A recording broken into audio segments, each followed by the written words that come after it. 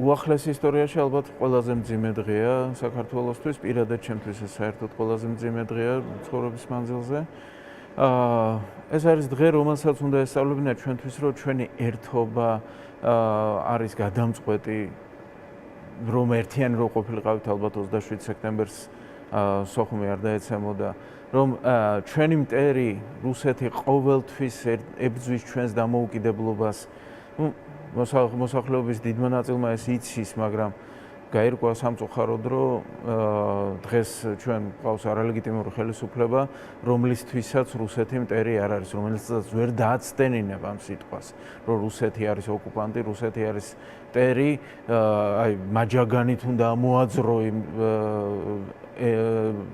რომ ეს სიტყვა როგორმე ეს ორი სიტყვა ერთმანეთთან დააკავშიროს და მაშინაც ზოგიერთი მათგანი მაშინაც არ აკეთებს ამას და გვაქვს ფაქტობრივად რუსული ხელისუფლება, რომელიც რუსეთის დაკვეთას ასრულებს, რომელსაც გადაჰყავს ზუსტად იმ პრიზმაში, რომ რუსეთი რა შუაში იყო. ქართველებსა და აფხაზებს და ქართველებს და ოსებს გაქვთ ერთმანეთთან მოსალაპარაკებელი და რა შუაში ვართ ჩვენ მარტო ხელს გიწყობდით სამშვიდობო შეთანხმებებში. ამ დროს ასამბლეაში მთელი ომის განმავლობაში სულ რუსული ძალები გვებრძოდნენ რეალურად, რუსეთის შეიარაღება იყო, რუსული თვითმფრინავები ბომბავდა სოხუმს, რუსული артиლერია ბომბავდა, ბოლოს ფლოტიც ჩაერთო, ანუ რომ თქვათ ახლა ფაქტობრივად ესე იგი ჩვენი მარცხი ხო რუსეთის მონაწილეობის გარეშე შეუძლებელი იქნებოდა იმ ომში და დღეს როდესაც ესე იგი გმირთა მემორიალთან მიდიხარ, როდესაც ყავს ხალხი, რომელიც საკუთარი სიცოცხლის ფასად ღირსება შეინარჩუნა, არ დაიჩოქა მტრის წინაშე. ახლა მე ვერ წარმომიდგენია ახლა მაგალითად დღევანდელი არალეგიტიმური ხელისუფლების წარმომადგენლებს, რომ ჟიული შარტავასთან გურამ გაბესკირიას ქმედებები გაემეორებინათ, არ დევს ეს მათ გენში, არ დევს ეს მათ სულში. რეალურად ისინი ლაჩრები არიან თავიანთი ბუნებით და მშიშრები არიან. და აქედან გამომდინარეც არის ის, რასაც ვხედავთ ჩვენ, რომ არ იქა, ასე ვთქვათ, რუსეთის წინაშე კოჭის გაგორება და რუსული ნარატივის გავრცელება, რუსული სიტყვების განმეორება ომთან დაკავშირებით რეალურად. აი, ხშირად როცა რუსულ საფრთხებზე საუბრობენ, ეს ასე აკიდეთ და მომისმენია, რომ რუსეთის წინაშე თუ პირისპირ მარტო დარჩენა მიგვიყვანს ასეთ შედეგებამდე. ეს შეიძლება თუ არა მაგალითი იყოს 22 წლის წინანდელი მოვლენები, სწორედ ამის. მეგობრების გარეშე ყოფნას რუსეთის წინაშე მარტო დარჩენა მოკავშირეების გარეშე ყოფნას ნიშნავს იმას, რომ რუსეთს შენ დაგიბრუნებს.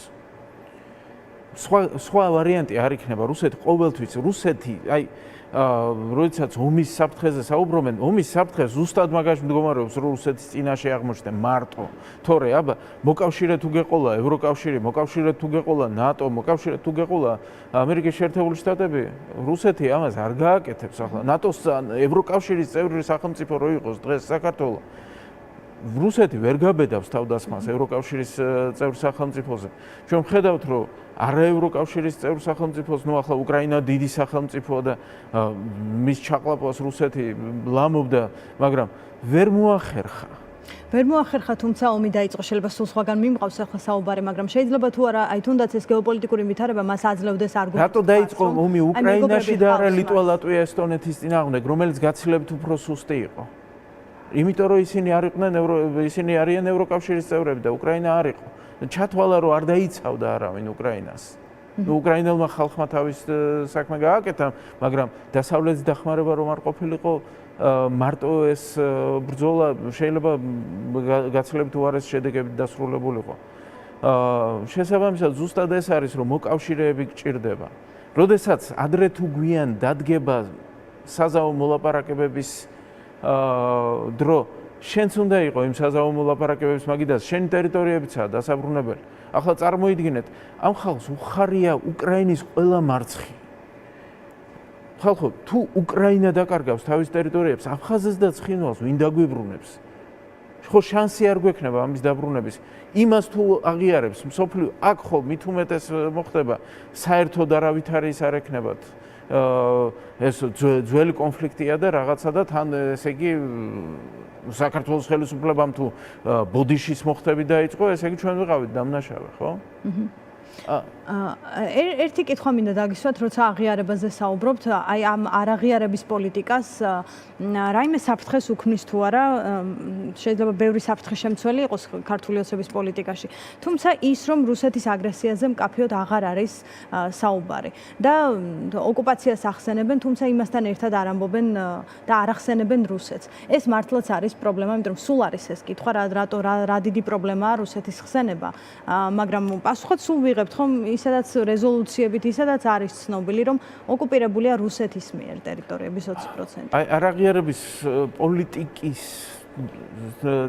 პოლიტიკისთვის მართლა ძალიან დიდი საფრთხეა რეალურად ის, რასაც ქართული ოცნება ამბობს. ჩვენ ნათელი მაგალითი გვაქვს. სირიაში შეიცვალა ხელისუფლება. ბაშარ ალ-ასადი, რომელმაც აღიარა აფხაზეთის დამოუკიდებლობა, არ არის დღეს სირიის ხელმძღვანელი, ის არის გახიზნული მოსკოვში.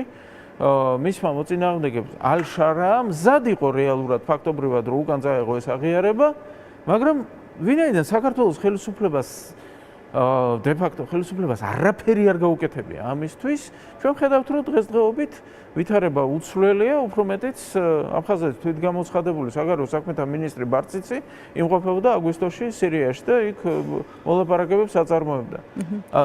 თავისუფლად შეიძლებოდა ალ-შარაასთვის დასავლეთს მოეთხოვა აღიარების სანაცვლოდ, რომ წაიღე უკან ეს აღიარება აფხაზეთის და ის ამას გააკეთებდა, რასაკვირველია, მისთვის გაცილებით უფრო ფასეული იყო ის. რასაც დასავლეთი უკეთებს. ანუ აქტიურობა, ან ხოდა რაზე ვსაუბრობ? რუსეთის არხსენება რატომ არის პრობლემა? ხო, ნუ ეს არ არის, ანუ პრობლემა რუსეთში. აქტუალიზაცია. ანუ რუსეთში არ არის პრობლემა, პრობლემა ჩვენში ამას ცდილობს მთლიანად ქართული ოცნება ამ შემთხვევაში, ნუ რეალურად ეს არის რუსული ნარატივი თავიდან ბოლომდე, რომ ჩვენ რა შუაში ვართ. აი რო არ ახსენებს ხო, ტერიტორია ოკუპირებულია, მაგრამ ოკუპანტი რუსეთი რატო არ უნდა ვახსენოთ? იმიტომ რომ იქნება აფხაზების და ოსების ოკუპირებულია. ამ შემთხვევაში. ანუ ლოგიკა იმის რომ აი რუსეთის ოკუპირებული შეიძლება ამიტომ არ ახსენებს, არ ვიცი. იმიტომ რომ ანუ ოკუპაცია გამოიწვია წინა ხელისუფლებამ და ხო, ნუ ეს საერთოდ ახლა ნონსენსი იყო დღეს რაც თქვეს რომ თურმე აფხაზეთში აფხაზეთის ომი ნაციონალური მოძრაობის ბრალი ყოფილა, რომელიც ომის დაწყებიდან 10 წლის შემდეგ ჩამოყალიბდა, ომის დასრულებიდან 9 წლის შემდეგ. ნუ ეს საერთოდ ახლა იდე ფიქსი რო აქვს. თქვენი აზრით ეს რუსეთის დავალებაა თუ მოქმედება ისე, რომ რუსეთი მეტად არ გაღიზიანდა? რუსეთის დავალებაა, რასაკვირველია, იმიტომ რომ ახლა ნორმალური ქართველი წარმოგიდგენიათ ახლა, რომელიც რუსეთის ინტერესებში არ მოქმედებს, რომ მოერიდება რუსეთის ოკუპანტად ხსენებას? ეს შეუძლებელია უბრალოდ ფიზიკურად. ამდენი წლის განმავლობაში რუსეთს ოკუპანტად ვაცხადებდით და ისედაც ცხადდება და ასე შემდეგ. ანუ ახლა შეიძლება აი ეს ასეთი წვრილმანი საკითხიც კი რუსეთისთვის იყოს პრობლემა, რომ ხელისუფლება რასაკვირველია, რუსეთისთვის ეს არის პრობლემა. რუსეთი ხო პოზიციონირებს, რომ მე არასდროს არაფერს არ ვარღვევ, მე არ ვარღვევ საერთაშორისო კანონმდებლობას. ყოველთვის ჩემს წინააღმდეგ რაღაცა, ყოველთვის მე ვარ მსხვერპლი. ამას პოზიციონირებს რუსეთი. უკრაინაში შეიჭრა და არა, უკრაინა იყო დამნაშავე, თურმე რუსეთში შეიჭრა უკრაინაში. საქართველოს შემოიჭრა, არა, ეს საქართველო იყო დამნაშავე. არ არსებობს საქართველოს ხელისუფალი, რომელიც რუსეთისთვის მისაღები იყო. არც ზვიად გამსახურდია მოსწონდა, არც ედუარდ შევარდნაძე, არც მიხეილ სააკაშვილი და კაცმა რო თქვას, არც ბიძინა ივანიშვილის პრემიერობის პერიოდში გაუკეთებია რამე და საქართველოს რამე გააკეთა. აი ამ პოლიტიკამ რამე შედეგი გამოიღო, არავითარი შედეგი არ გამოუღია და არც გამოიღებს, იმიტომ რომ რუსეთისთვის დამოუკიდებელი საქართველო არის.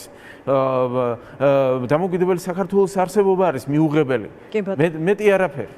აქ უნდა გავიხსენოთ ასევე პირიქით დაიხმარს ხოლმე ოცნების განცხადებებს, როცა 2008 წელზე ბოდიშის მოხდა და ასე. კი ბატონო.